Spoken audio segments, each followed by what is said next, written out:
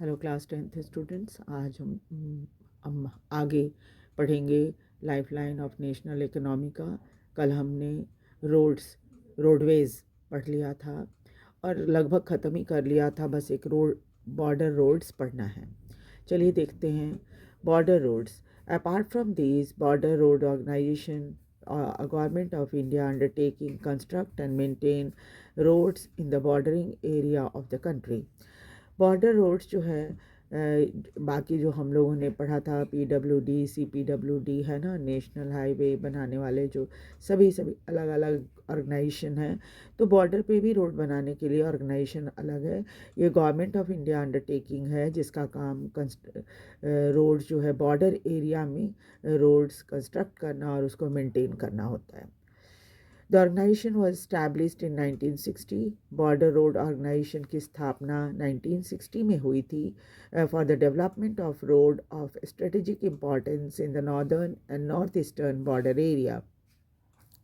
और इसका काम है रोड और उन जगहों पर बनाना जो स्ट्रेटजिकली रणनीति के हिसाब से थोड़ा इम्पॉर्टेंट प्लेस है, खास करके नॉर्दर्न एरिया है ना, बॉर्डर एरिया है चाइना से और म्यांमार से, इन सब से, बांग्लादेश से भी है, और north eastern area border area जो है वो। These roads have improved accessibility in the area of difficult terrain and have helped in the economic development of these area. In road की वजह से इस एरिया में जो बहुत डिफ़िकल्ट टेरेन है उस एरिया में पहुंचने के लिए आसानी होती है। आपको पता ही है बॉर्डर एरिया जो होता है वहाँ पर समय पर मिलिट्री असिस्टेंस भी बहुत ज़रूरी होता है, तो आर्मी का वहाँ आना जाना आसान हो इसके लिए ये रोड बनाए गए हैं। और ये बहुत ही कठिन रास्ते हैं, जगह हैं जहाँ पर ये रास्ते बनाए गए हैं। Help the economic development of this area, और इसकी वजह से इस एरिया की इकोनॉमिक डेवलपमेंट भी हुई है। Roads can also be classified on the basis of the type of material used for their construction, such as metalled and unmetalled road. सड़कें जो होती हैं उसको हम किस तरह का मटेरियल यूज़ हुआ है उसको बनाने में, उसके हिसाब से भी हम उसकी कैटेगरी बना लेते हैं, जैसे metalled and unmetalled road. Metal road may be made of cement,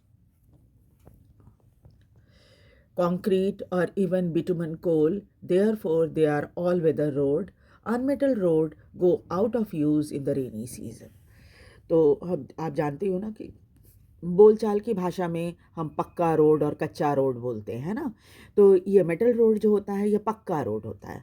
पक्का रोड जो है वो ज़्यादातर क्या होता है, सीमेंट से, कंक्रीट से, या इवन बिटुमेन ऑफ कोल, इन सब चीज़ों से इन चीज़ों से बनता है।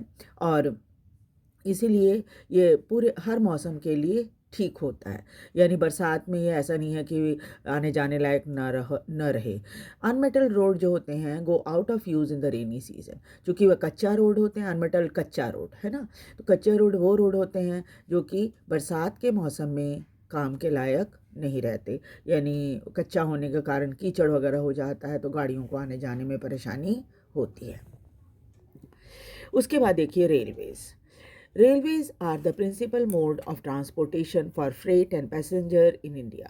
रेलवे में क्या है कि हमारा मुख्य ट्रांसपोर्टेशन का तरीका है या साधन है जिसमें सामान, फ्रेट यानी सामान, और पैसेंजर यानी लोगों को भी लाने ले जाने का काम होता है। Railway also make it possible to construct multifarious activities like business, sightseeing, pilgrimage, along with the transportation of goods over long distances. Railway जो है वो बहुत तरह की एक्टिविटी रेलवे के थ्रू होती है जिसमें लोग बिज़नेस के लिए जाते हैं, साइट सीइंग के लिए जाते हैं, है ना। आप जाते होगे टूर पे दूसरी दूसरी जगहों पे घूमने के लिए, है ना। पिलग्रिमेज के लिए यानी तीर्थ यात्रा के लिए लोग जाते हैं, है ना। इसके अलावा क्या है, बड़ी मात्रा में बल्क में अगर सामान एक जगह से दूसरी जगह भेजना है, ख़ासतौर पे लॉन्ग डिस्टेंस में, तो रेलवे का इस्तेमाल होता है। Apart from an important means of transport, the Indian Railway have been a great integrating force for more than 150 years. वैसे तो सामान ले जाने के लिए एक बहुत ही इम्पॉर्टेंट मीन्स ऑफ ट्रांसपोर्ट है ये, लेकिन इसके बावजूद इसके अलावा जो है पूरे भारत को जोड़ने का भी काम पिछले 150 सालों से कर रहा है ये रेलवे, 150 साल. Railway in India bind the economic life of the country as well as accelerate the development of the industry and agriculture. Railway जो है वो न सिर्फ भारत को इकोनॉमिकली बांधने की कोशिश में करता है कोशिश करता है या रेलवे बांध रहा है पूरे भारत को एक सूत्र में. इसके अलावा डेवलपमेंट और इंडस्ट्री और एग्रीकल्चर को भी आगे बढ़ाने में मदद कर रहा है. अब आप देखिएगा कि आज ट्रांसपोर्टेशन इतना अच्छा हो गया है कि आपको कश्मीर में उगाए जाने वाले सेब आपको साउथ इंडिया में भी खाने के लिए मिल जाएंगे. साउथ इंडिया की कोई भी चीज़ जो होती है, ख़ासतौर पे आप देखो कोई पहले हम लोग उतना जानते ही नहीं थे.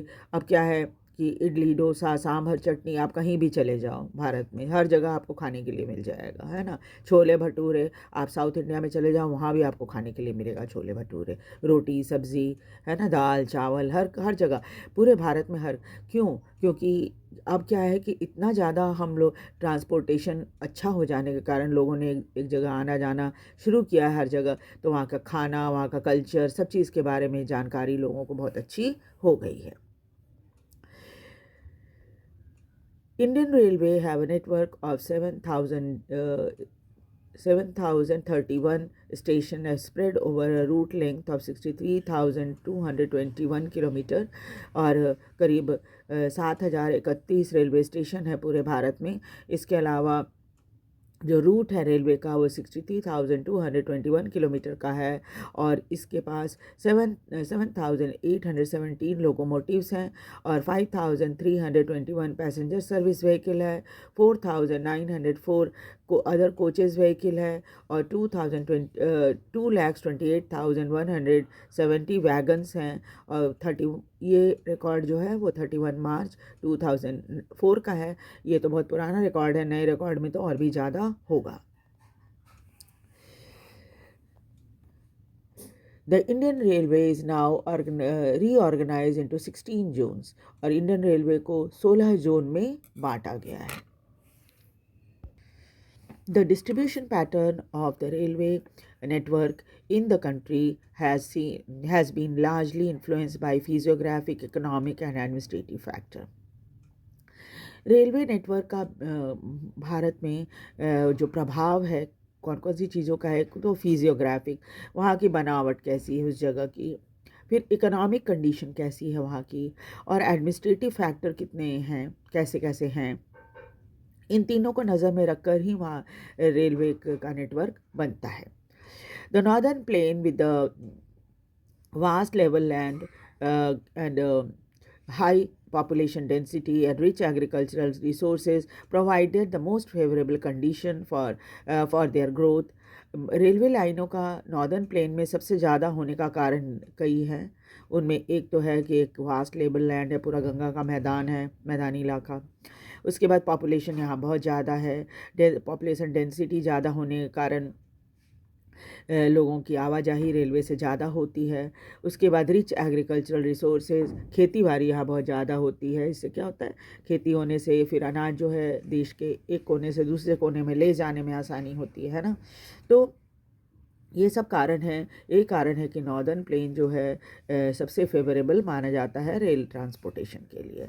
However a large number of rivers requiring construction of bridges across their wide beds pose some obstacle. हालांकि इस मैदानी इलाके में बड़ी बड़ी नदियाँ भी हैं जिनके ऊपर ब्रिज बनवाना एक मुश्किल काम होता है और ये थोड़ा सा अड़चन डालती है रेलवे के मूवमेंट में.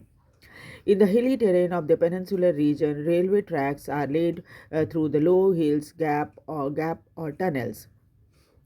हिली जहाँ पर पहाड़ी इलाके हैं खासतौर पर पेनिनसुलर इंडिया में, वहाँ पर क्या है कि रेलवे ट्रैक को या तो फिर नीची पहाड़ियों से ले जाया जाता है और नहीं तो फिर बीच में गैप होता है पहाड़ियों के बीच में, वहाँ रेलवे पटरियाँ बिछाई जाती हैं, नहीं तो फिर टनल्स बनाने पड़ते हैं.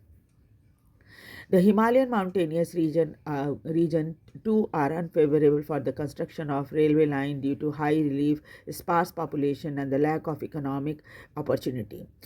पहाड़ी इलाका जो है हिमालय का, वहाँ पर ये रेलवे के लिए बिल्कुल ही अनफेवरेबल है। यहाँ पर रेलवे लाइनें बिछाना बहुत मुश्किल है क्योंकि ऊंचाई बहुत ज़्यादा है, आबादी बहुत कम है और कोई इकोनॉमिक अपॉर्चुनिटी इन जगहों पे नहीं है।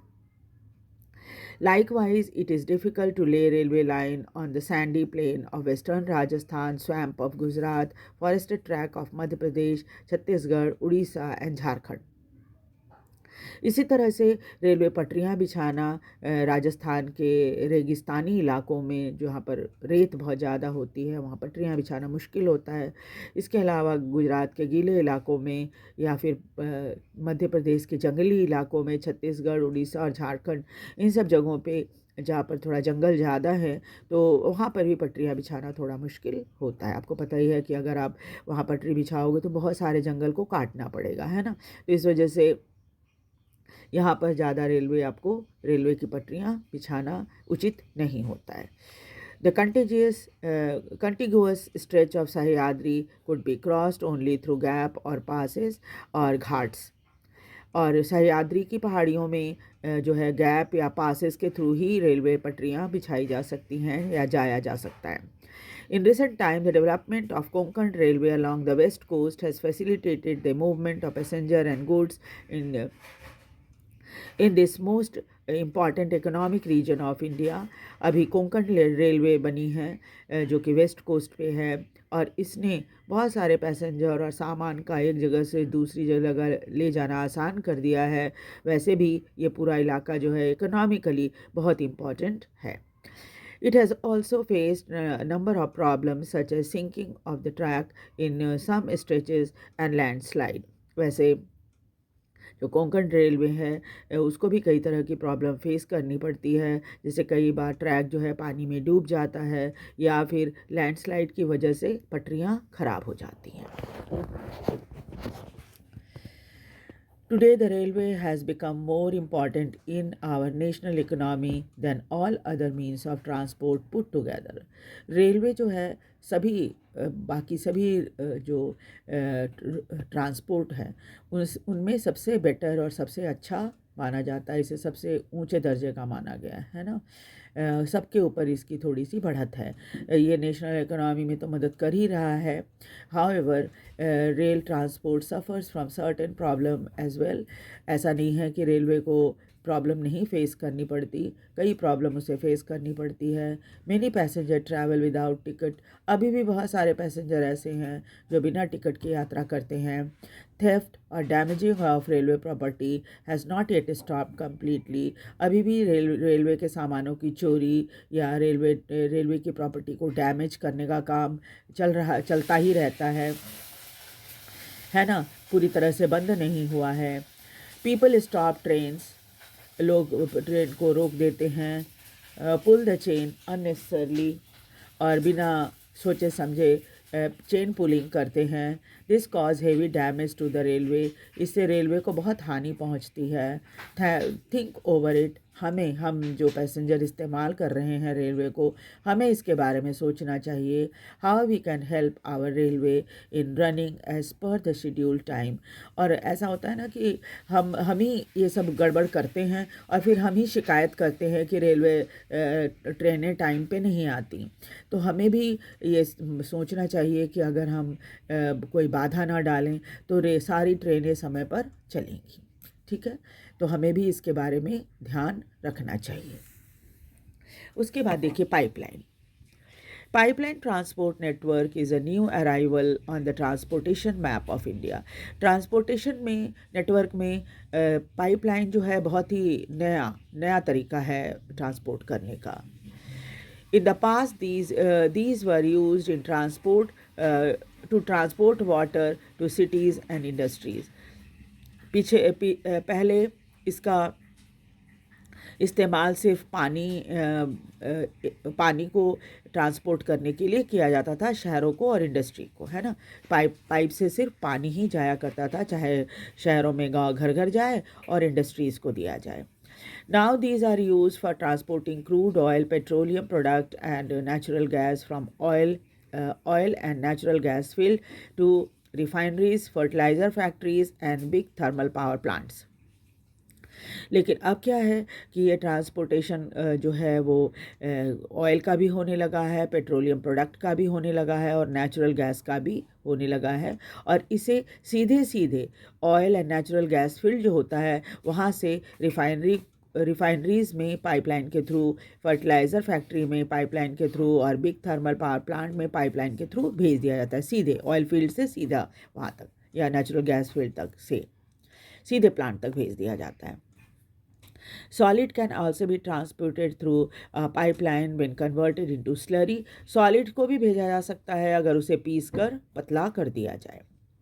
The far inland location of refinery like Barauni, Mathura, Panipat and gas-based fertilizer plant could be thought of only because of pipeline. आज जो है बहुत दूर दराज के इलाकों में जहाँ पर ऑयल एंड गैस प्रोड्यूस होता है वहाँ से बहुत बहुत दूर दूर इलाकों में, जैसे मथुरा बरौनी में रॉयल रिफाइनरी है, मथुरा में है, पानीपत में है, गैस बेस्ड फर्टिलाइज़र प्लांट भी कई जगहों पे हैं। तो ये सब तभी इसलिए संभव हो पाया है कि ये पाइपलाइन के थ्रू अब हम यहाँ तक जो ऑयल एंड नेचुरल गैस है उसको पहुँचा पा रहे हैं। Initial cost of laying pipeline is high but subsequent running cost are minimal. शुरू में मतलब जब पाइपलाइन बिछाई जाती है तो खर्चा तो बहुत आता है, लेकिन बाद में मेंटेन करने में वो ज़्यादा खर्चा नहीं है। It rules out transshipment losses और डिले। और फिर सामान को एक जगह से दूसरी जगह ले जाने में जो लेट होता है, लेट समय लगता है, या फिर जो थोड़ी बहुत बर्बादी होती है, आप देखते हो कई बार ऑयल टैंकर जो है वो एक्सीडेंट हो गया या रेलवे में कुछ ऐसी प्रॉब्लम आ गई तो ट्रेन रुकी हुई है, जा नहीं रही है ना, गुड्स ट्रेन, तो ऐसे में जो डिले होता है उन सब से आपको छुटकारा मिल जाता है पाइपलाइन होने के कारण। There are three important network of pipeline transportation in the country. तीन हैं हमारे देश में पाइपलाइन नेटवर्क ट्रांसपोर्टेशन, और उसमें एक तो है from oil field to in upper Assam to Kanpur. Oil field जो है अपर आसाम में वहाँ से कानपुर तक है, और ये पाइपलाइन जो है गुवाहाटी, बरौनी, इलाहाबाद से होती हुई आती है। It has branches from Barauni to Haldia. इसकी ब्रांच जो है बरौनी से हल्दिया तक है। बीच में ये पाइपलाइन राजबंद टू मौरीग्राम और गुवाहाटी सिलीगुड़ी होती हुई है, ये बनी हुई है पाइपलाइन। उसके बाद from Sadiya to Gujarat to Jalandhar in Punjab via Viramgam, Mathura, Delhi, Sonipat. और दूसरा जो है पाइपलाइन वो है सलाया गुजरात में, वहाँ से जालंधर तक है पंजाब में, और बीच में ये पाइपलाइन जो है वीरंगम, मथुरा, दिल्ली और सोनीपत होती हुई जाती है। It has branches to connect Koyali near Vadodara Gujarat. इसकी ब्रांच भी है जो कि कोयाली को कनेक्ट करती है, साथ ही साथ चाकसू और दूसरी जगहों पर तक भी ये पाइपलाइन है। तीसरी है gas pipeline from Hazira in Gujarat connects Jagdishpur to in Uttar Pradesh via Vijaypur in Madhya Pradesh. और एक और पाइपलाइन जो है वो हजीरा गुजरात से जगदीशपुर जो कि उत्तर प्रदेश में इसको जोड़ती है, और बीच में ये पाइपलाइन मध्य प्रदेश से होती हुई गुजरती है। It has branches to Kota in Rajasthan, Shahjahanpur, Babrala and other places in Uttar Pradesh. इसके अलावा क्या है, ये पाइपलाइन जो है कोटा जो राजस्थान में है, कोटा से होती हुई शाहजहाँपुर और बबराला और कई दूसरी जगहें जो कि उत्तर प्रदेश में है एक कनेक्ट करती है। तो अगली बार हम वाटरवेज पढ़ेंगे। और आपको वीडियो कैसा लगा इसे लाइक और सब्सक्राइब ज़रूर कीजिए और शेयर भी कीजिए ताकि दूसरे बच्चे भी इसका फ़ायदा उठा सकें। Thank you very much.